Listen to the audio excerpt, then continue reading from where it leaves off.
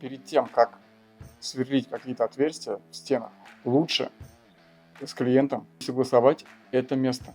Потому что, как правило, бывает, что в этих местах бывают трубы, либо коммуникации, чтобы не повредить их, чтобы не было потом проблем с клиентом. Ну, условно, пластиковые трубы, да, и ты ничем не потерял. Ну да, да, да. То есть в любом случае, если клиент одобряет и говорит, что там ничего нету, тогда можно сверлить.